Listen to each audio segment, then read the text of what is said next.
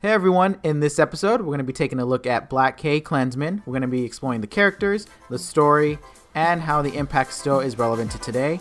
All that and more in episode 66 of the Reel-ists Podcast.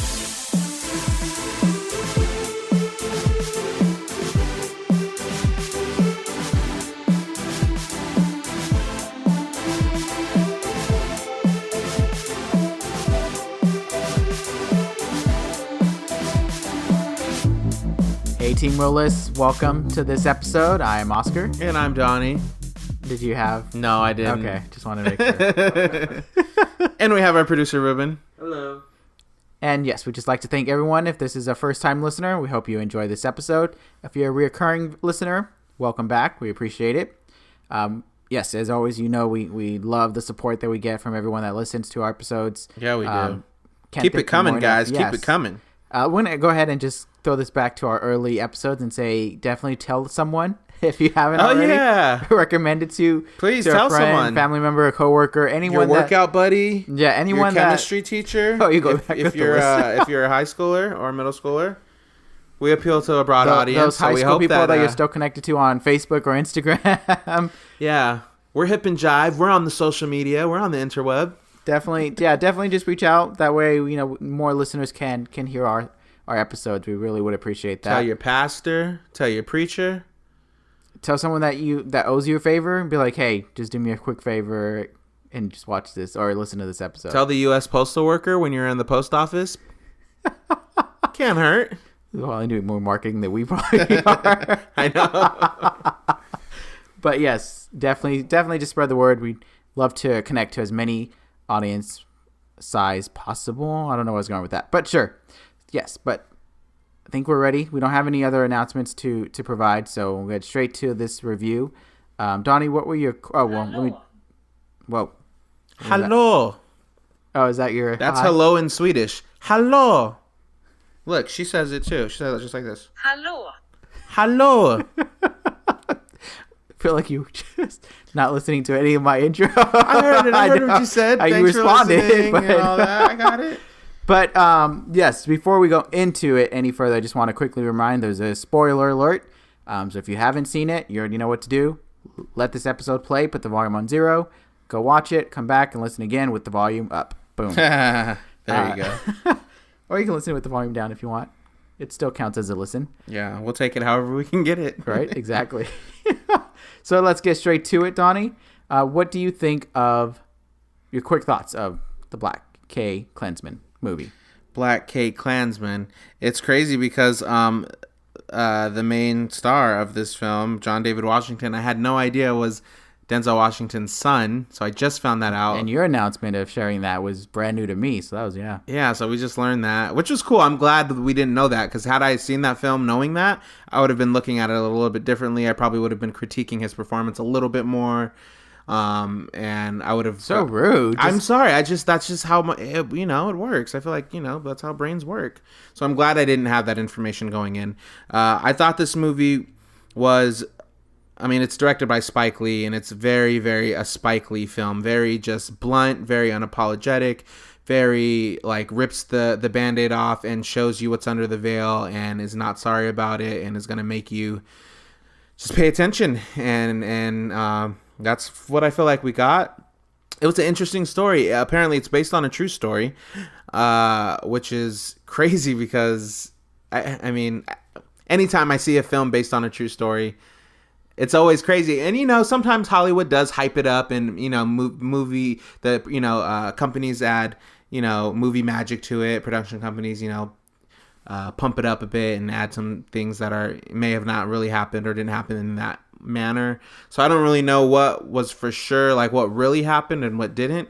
But for this to just be based on a true story, basically an undercover black cop, kind of trying to infiltrate the KKK and I just took my job. Oh, I'm sorry. I didn't mean to. Sorry. You're in it. You're in the motion. You're in the motion. And him and his partner kind of went undercover and tried to scoop out some information on the organization. Just very interesting. Yeah. It was.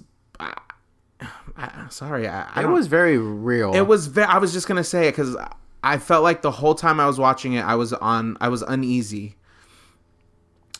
It was very. The topic was uneasy. I mean, I feel like the way it was blunt though was nice, was refreshing to see, like the how it really was. Yeah. Versus trying to cover just like a nice sugarcoat of like, oh, it was kind of like this, but a little bit harsher. Yeah. So I'm glad that it did that. I wasn't uncomfortable with what exactly was being shown on screen. The conversation, the topic, yes, it can be unsettling, but I felt like the movie did still have that way where you're watching a movie and you can see it as a movie if you need to, but it was very, very real in that manner. Yeah. Yeah, I definitely agree with you. I'll just do the quick synopsis for anyone that hasn't checked out this movie or is aware of it. But yes, it stars, or not stars, well, I could say it. It does star John David Washington, as Donnie said. But it is about Ron Starworth, an African-American police officer from Colorado who successfully managed to infiltrate the local Ku Klux Klan with the help of a white surrogate, who eventually becomes head of the local branch. Yeah. So this movie is directed by Spike Lee, and it also stars Adam Driver, as well as other actors that can go on the list, but I'll just name that one because people may know him from Star Wars. Hey. Has an appearance by Alec Baldwin. That's another recognizable name. I don't know if there's anyone else that was like, where they've been from. I don't think so. Corey Hawkins, who had a very small role. Yeah. That's another one that might be recognizable. Good speaker. He was like doing some preaching. I'm sure he got very like inspired from similar speeches that probably went on around that time. Yeah. But no, this was a very real movie that was very interesting to watch. I mean, me personally, I knew this existed. I wasn't like in the dark of like, oh my gosh, I did not know this was real. Oh my gosh, is this what people really went through back in the day?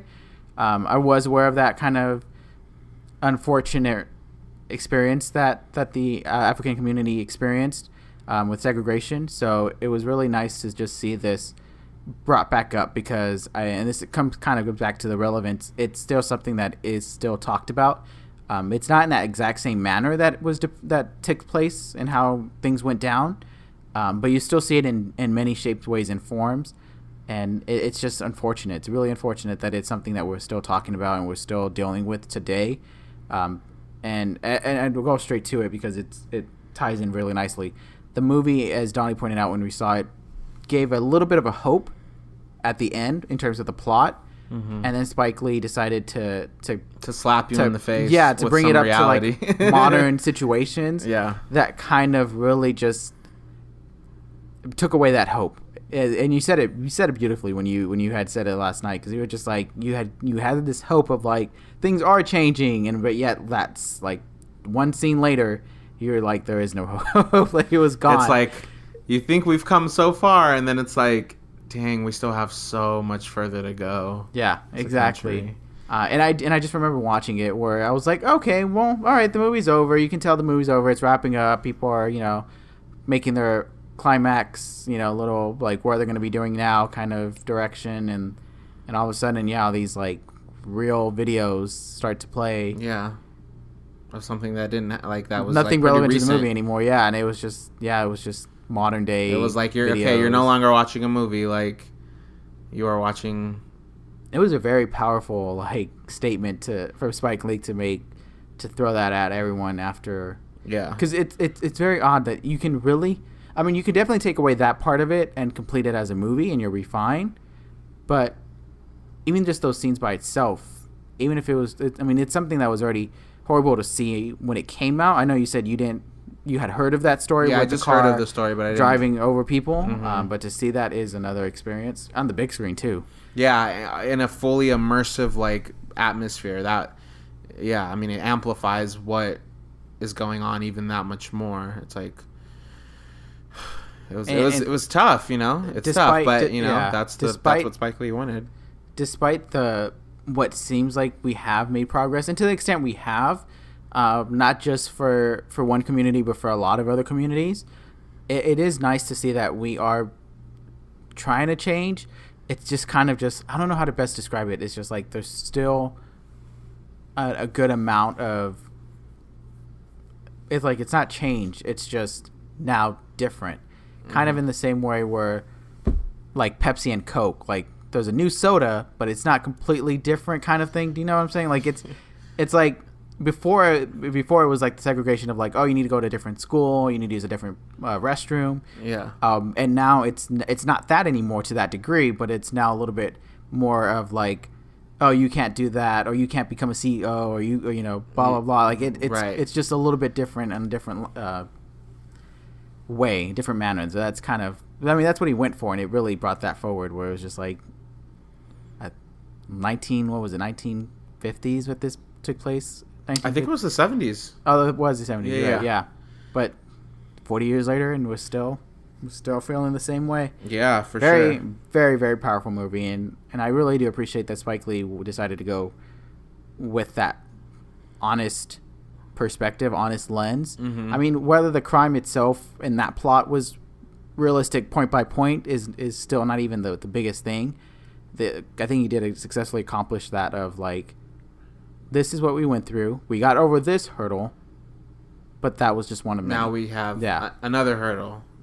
And who knows how many more hurdles. Exactly. Yeah. So, what was there anything that a character that you really liked? Did you like John David Washington's character as Ron? I did. I was kind of telling you about this last night. So he was, the protagonist of the film, and he really felt, from what I got, he was really conflicted. He was really torn between his admiration and respect for policemen and for the role that a policeman and that an officer plays in society. Yeah. And really felt that they could have such influence on society, and wanted to basically be that because he would do it the right way. But he was also being conflicted because he was African American, and at that point, that's when the Black Panther movement was up and rising, and policemen and the Black Panthers were like going head to head. So he was like kind of, morally stuck in the middle of it, and didn't want to. His whole thing, what it seemed like, was he wanted to, like, why can't it be both? Like, why can't I? They were kind of saying throughout the film, the woman was like, do you want liberation and freedom for your people? Who ended up being his kind of girlfriend or love interest in the film. And he wanted that. He wanted, liberation and freedom for his people, but he also wanted to showcase and show people that policemen can also be good guys too, and that they can do things the right way, and that they're not all racist pigs. So I think he did a good job showing that internal conflict and showing that struggle and him wanting to do both. I really did. It was really believable. I thought he was great in the film. The only problem I had, and we also talked about this too, was so in the film he's pretending to be John Stallworth. Or Ron Stallworth. Yeah. So he's talking on the phone. Well, that's his actual. That's his name. Yeah. But he's pretending to be a white man on the phone when he's talking to all these KKK members. So at some point in the film, towards the end, he has to, because of just a set of circumstances and what his boss is making him do, he has to be with those same people that he's been talking on the phone with. He has to be with them in person and communicate with them, but not as the person he's been pretending to be. So I was thinking, oh, okay, well, he's definitely going to try to switch up his voice or do something a little more drastic, so he makes sure that these KKK members don't recognize him. But he still continued to kind of talk in the same manner and the same dialect, the same tone, and we weren't sure if that was written in the script, or if that was the actor, him. Maybe he did do some, like, a subtle difference, a little, like, these subtle nuances to his voice that we didn't pick up on. But it didn't seem like he was really trying to alter his voice to not get caught. And on the flip side, Adam Driver, who was playing the surrogate, name is Flip, right? His name is Flip.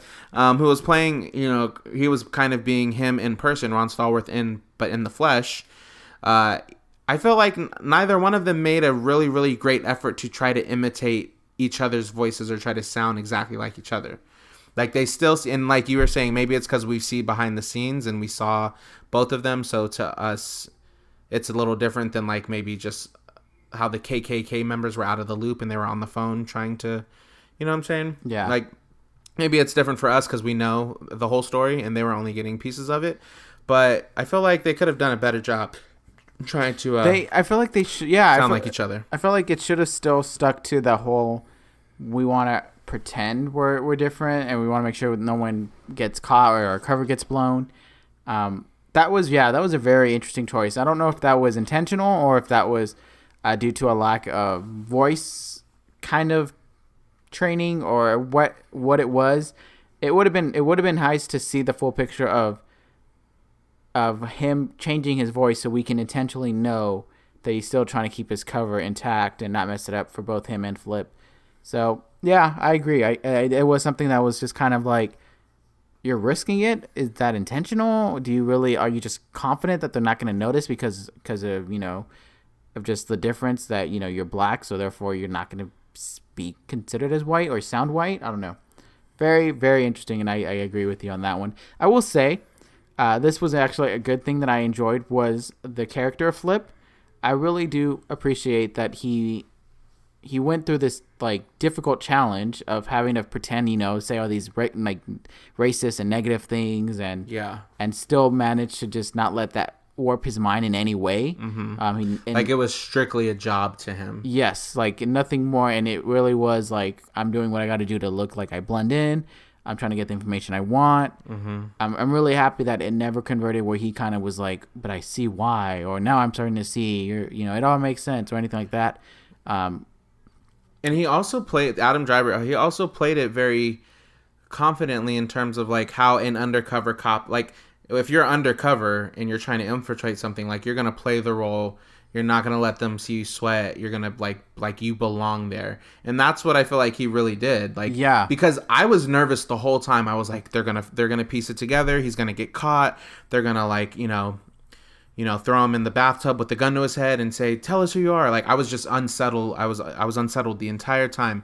But like once his character like left the like he would go and meet the KKK members and hang out with them and whatever, and then he'd come back and he'd still be like cool as a cucumber about it. And I was like, dang, he really knows. Like he's really knows what he's doing as a undercover agent, and he's confident in it. But like you said, he played his part. He had to say the N-word a bunch of times and really, really make them believe that he was a racist who really believed that pure white lineage was God sent. And he portrayed that really, really believably.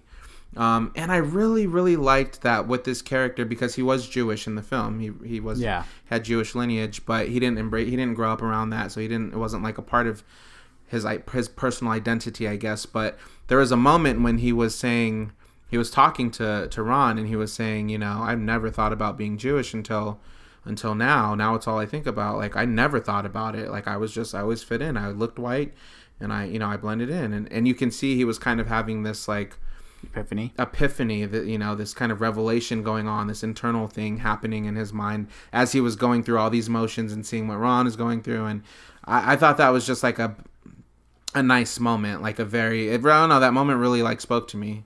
And outside of the characters that were part of the KKK group, I really did enjoy the other characters in the Colorado Police Department. Like I really did feel that Ron was in a safe spot. Like, yeah, there was one person that was kind of, a little bit on that still negative racist end of the spectrum, but like his like the top sheriff and like the other officer, his boss, whatever you want to call him, like those. Yeah. So his boss was Chief Bridges. Yes. Like those roles, those characters were supportive of him. They like. I was hoping that this movie wasn't going to be just like, all man or bad, that kind of like manner where, it was too dark. I'm glad that there was a sense of like, this is not everyone. This is only a select few people that have this mindset. There are others that are open to the change or are accepting the change or okay and I never saw any problem with it in the first place.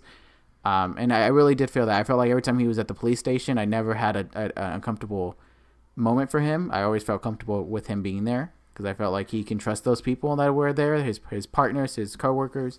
So that was really nice to see. I'm glad that there was no cliche of like he changed people's minds or anything like that. It was a very realistic approach that a lot of people probably are gonna be supportive during this time. It's not everyone has that negative mindset, and it would have painted a bad picture for them to say like every person you saw in this movie hated black people, every white person in this movie hated black people, because that definitely would have drawn a lot of criticism. So I'm glad that it was kind of really showing that it's not everyone. Yeah, that was really nice for sure.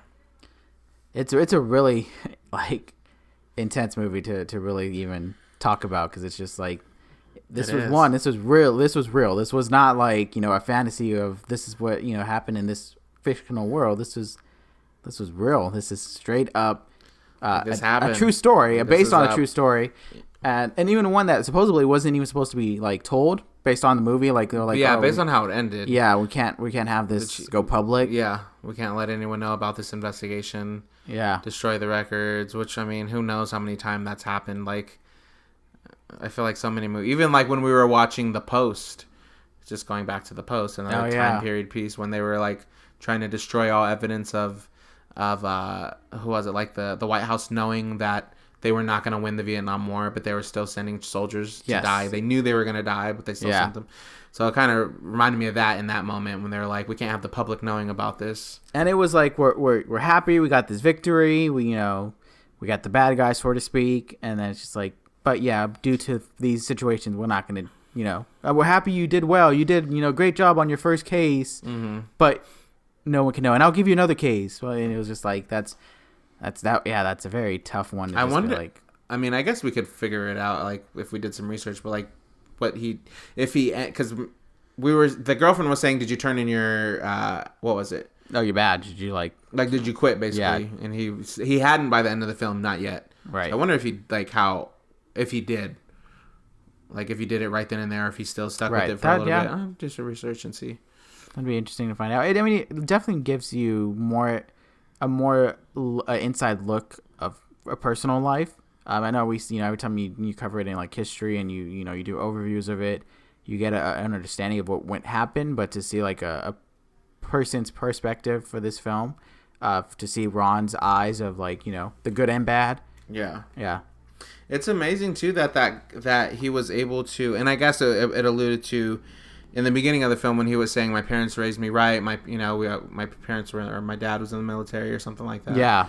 So I guess maybe that's where he kind of fell, not in love, but like thought, like liked the idea of becoming like a policeman and an officer, and to try to like, help. My point, what I'm trying to say, I can't get it out into words. Jeez Louise. Is that it's amazing that even in the 1970s, when there was still a lot of racism and in some parts of the country segregation and all that, and such a negative attitude towards his people, that he still wanted to join join a police force. And back then, I mean, there was like a handful of black policemen at that time, I'm sure, and right. That, a lot of times, I think, wasn't he the first in the Colorado State Department, the police department? Like, it was like a first, like they mentioned that. Yeah. So for him to still have wanted to pursue that, despite knowing, I guess, the circumstances and what was going to be thrown his way, is still really admirable on his part. Yeah. Because it's just showing like the fear isn't going to let him get to stop him for what he's like, I'm going to change people's perspective. I'm going to show people, I can be black. I can want freedom and liberation for my people, and I can still want to serve my country, and I can still wear, a badge and a blue uniform and be a good guy. Yeah. So absolutely, I liked that. Was there a particular scene that stood out for you in this movie? One that you probably will think of? I mean, I was so on edge when the wife of one of the Klan's members was trying to basically plant a bomb at the love interest of Ron. Yes. At her house. So I was like, dang. And then she tried to plant it. Ron drove up on her and tried to arrest her, and then the two white officers came and just all they saw was a black man on top of a white woman. So then they started trying to arrest him and beat him, and he was like, I'm an undercover cop, but they wouldn't see it. So then I got really uneasy at that point, because I'm like, dang, something like, I hope they don't kill him or they take him off to jail, and I don't know what, but then finally his partner came, Flip, and basically sorted it all. Well, not sorted it all out, but was like, told them he's an undercover cop. So then, and plus, and his love interest. I should know her name. We should know her name. The girl who played the. I know her character name was like Patrice. Is that her name? The character name. Yeah. Okay. Yes, Patrice. Patrice was okay. She didn't die. The woman got arrested, and the members of the KKK. The members of the KKK, the woman's husband, and the other members kind of got blown to pieces. Yep. So it was like a win-win-win-win for everybody. Yeah, and that's what the start of like the hope. That's where I was. Yeah, exactly. That's where I was like, I got all my hope, and I was like, yay, good is prevailing and right is being done. Yes. So that was like my favorite part. I don't know if that was my favorite part, but that was where I finally was able to just breathe and go, okay, good, like good things are happening. The crime has come to a conclusion. Right. Yeah. So what was yours? I don't want to say it's a favorite scene, but I do want to just briefly point it out for this episode was the two monologues that took place in the beginning of the film.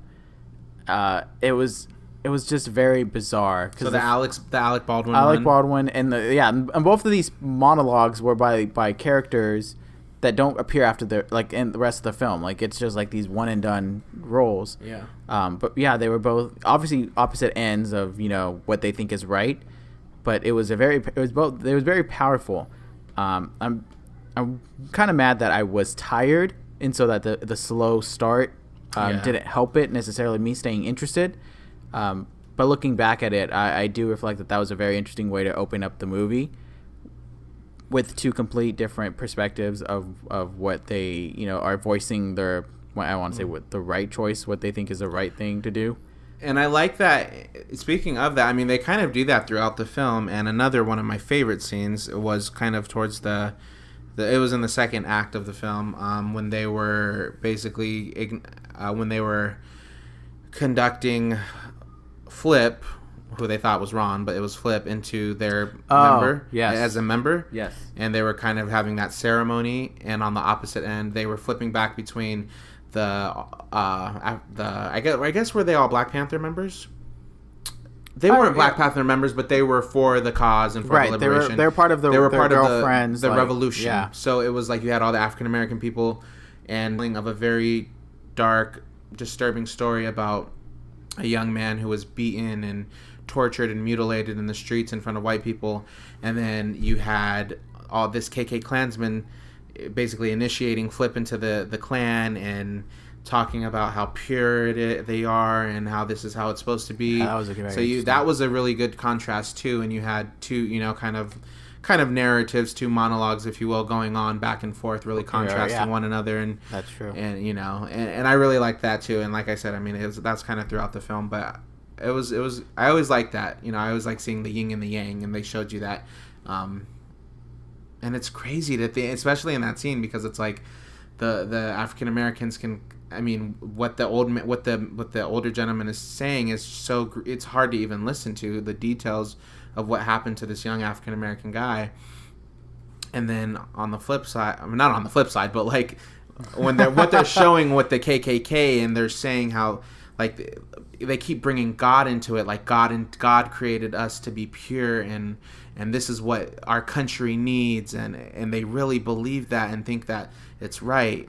It's just like it's disturbing, and it's moving, and it's just like so many emotions I was feeling watching that scene in particular. It really does. I mean, the thing is, it's like it does successfully bring up the issue in a way that makes you see it for what it is, not in any way of like using a metaphor, saying, this represents that. It was straight up exactly what you probably would have seen if you were in these exact spots during this time. So it was a very realistic truth that I think is a refresher for people to see, because it can easily get lost. A lot of times you can easily say, it just depends on how you view life, or, you have to make sure you do things that are for yourself. Like, there's different ways you can put the narrative on how things happen. So, yeah, I really like that it was showing you both sides of, like, just what they felt, not necessarily saying we're right, the other one's wrong. This just was pure of like, this is what was said or something similar said during this time from this perspective, from this group, and from this group. So yeah, that was very strong. But I will say, just to answer the question, my favorite scene, I really did like the scenes with Ron, and I'm not sure exactly what his position was, but David Duke, the kind of, like, he looked like, I'm assuming he's like one of the leaders of the KKK, but played by Topher Grace, who actually was a surprise. I didn't think he was in the movie. I didn't either. Yeah, I was like, oh. But I also didn't know Alec Baldwin was in it either. I mean, That's he had true. A small part. Very small. But yeah, no, I really liked that interaction where, you know, it was just like, oh, I know you're white just based off your voice. It was very interesting. And to see, like, you know, he's doing his job, getting information, like making the movement, making the infiltration continue on and build on to the next steps. But yeah, those were very interesting scenes to see, because he was just like, without knowing, telling the cops, like, you know, all those bad things. And, you know, in public, he always had that image, or, you know, but yeah, very interesting to see that relationship.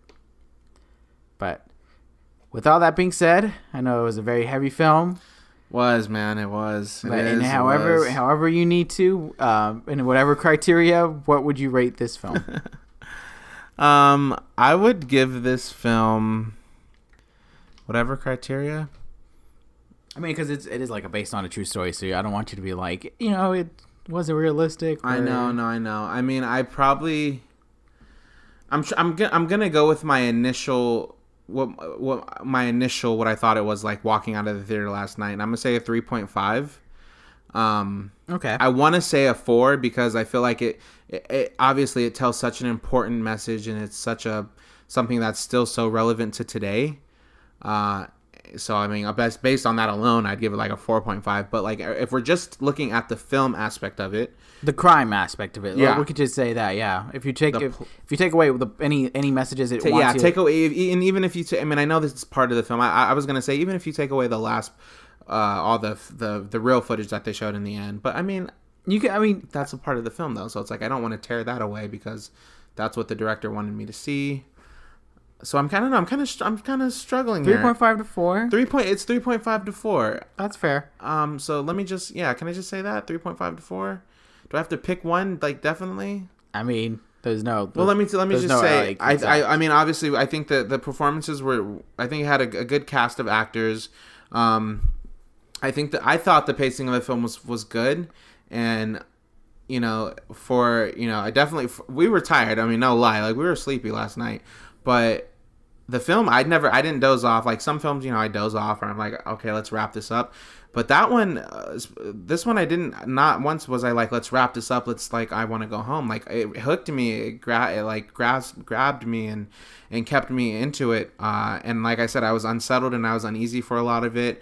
So emotionally, it took me on like this just like unsettling ride, which I think is great. I love when movies take me somewhere emotionally, and it did that. And just to see this event play out how it played out, and like I said, maybe I can go and do some more research on my own and find out what really did happen, what was just movie magic or added for the sake of cinema. But it was a really, really interesting story, and I think it's great. And I read an article, and it was saying that a lot of critics appreciate that this film was so blaring, and it didn't try to like say, oh, this happened, but it's okay because we're in a perfect, peaceful world now, and we're making strides. And there are some movies clearly said, there are some movies that touch on the same subject matter, racism, segregation, specifically focus on African Americans and Caucasians.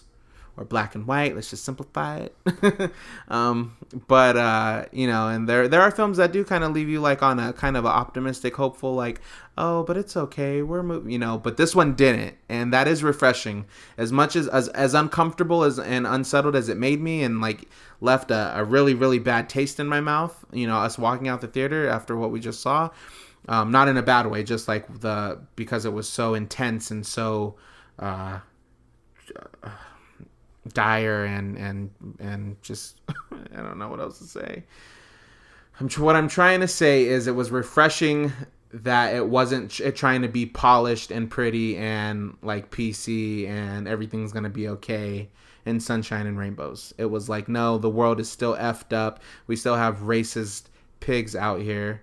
We're I'm sure on every side. There's, we still have discrimination, racism, and it's still a problem, and it's still embedded in our society, and we're trying to make it a better place. We're trying to move past it and move forward, but we still have such a long way to go. It was like, just bam, that's like hits you with the truth. So that was refreshing. I feel like I'm ranting. Let me shut up. Oscar, 3.5 to 4, that's all I can give you. I'm sorry. That was a very good reason as to why it's a 3.5 to 4 in terms of like you're torn because of it's that. I will say I will give it a 4. The biggest thing that I feel like was my issue, and I know as we said earlier, we did see a late showing, but I felt like the slow build was not helpful for it. The third act definitely was probably the most interesting part of it. Even though, I know it was like concluding the crime situation and wrapping up the movie and giving that powerful message. I feel like the pacing should have been able to, as a crime movie, should have been able to keep you interested a little bit more than it did. I think that the points that it was making were very good. I just felt like there were times where it was allowing the story to breathe just a little too long. Given that the message is going to be, not everything has changed as we hoped. I feel like that could have helped show it in the crime scene where we can get kind of an idea of the crime versus like the entire like build up of like the time area and the characters. And I feel like all that can probably just polish just a tad, enough to keep you engaged as to what's going to happen next versus where is this going? I feel like this movie took a while for it to explain where it's going, that it was solving a crime. Yeah. Rather than starting off with the crime. And like the two monologues that you see in the beginning, and then you see the main character that Ron wants to be able to do this crime, but you're not sure if that's going to be the focus of the movie yet, because you're not sure because of this whole like what they're experiencing, is that going to take over? So that's what I wanted to kind of, I know the trailer kind of indicates what you're expecting to see, but I feel like it should have done it earlier to keep that focus going, because it was a very interesting investigation, the way that they were setting it up. I feel like that was starting during the second act. If that would have been pushed a little bit early in the first act, that probably would have just kept the interest level throughout. But the pace to me was a problem for me. And then the little things that we said, the voice for the character, like I don't want to say plot holes, because they're not necessarily plot holes, but just the things that you pick up on of like, wouldn't they have noticed? Questions that you kind of were curious to know. But yeah, overall, I still think it is a great movie. Very, very, honest, and I appreciate that, and I feel like that definitely helps make this movie. If you are interested in any of that kind of conversation or topic, this is a great movie to watch to get that help that conversation start. So yeah, I definitely will give it a 4 out of 5. Okay. Sweet. So listeners, hopefully, you've seen this movie. That'd always be a great way to start a conversation if you've seen the movie. If you feel the same that me and Donnie have, or if you feel different, we'd love to hear all that feedback that you have. And you can do that on any of our social media platforms, Facebook, Twitter, Instagram, or you can do it on our YouTube channel with our episodes published there. Or you can even do that on iTunes. Well, you can review us on iTunes. You can't really comment on an episode. But we'd love to hear any of that feedback. Or you can email us if you want to.